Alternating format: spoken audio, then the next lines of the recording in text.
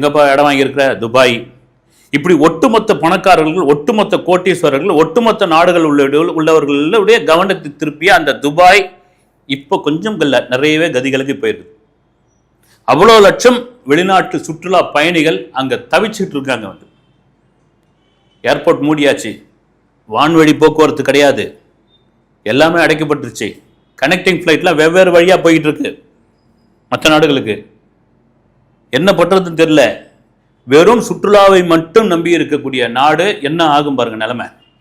நீங்க Kuwait, Saudi இங்கெல்லாம் பார்த்தீங்கன்னா மற்ற தொழில்துறைகள் இருக்குது, தொழிலாளர்கள் இருக்காங்க. இவங்களுடைய வருமானம் என்னன்னா எல்லாத்தையும் டாலர்ல மாத்துறது தாங்க. டாலர் வருமானம்.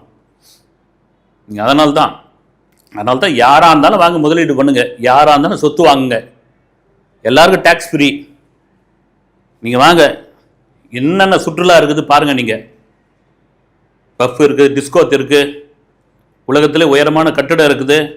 துட்டு வச்சிருந்தா போதும், நீங்கள் துபாயில் ராஜ வாழ்க்கை வாழலாம், அந்த மன்னருக்கு இணையான வாழ்க்கை வாழலாம். அப்படின்போது அந்த சுற்றுலா தலத்தை கை வைத்த ஒரு விஷயம்,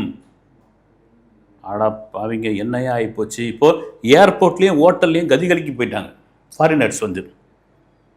எல்லாம் பணக்காரர்கள். இப்போ அங்கே சொத்து வாங்கினவங்களும் ஒரு பக்கம் பயமாகி போச்சு. ரியல் எஸ்டேட்டில் மிக முக்கியமான நாடு. இன்னும் இந்த போர் தொடர்ந்து துபாயில் இன்னும் ப்ராப்ளம் ஏற்பட்டு இன்னும் 2-3 ட்ரோன்களை உள்ளே விழுந்தா ரியல் எஸ்டேட்டும் சுற்றுலாவும் கீழே இறங்கிடும்.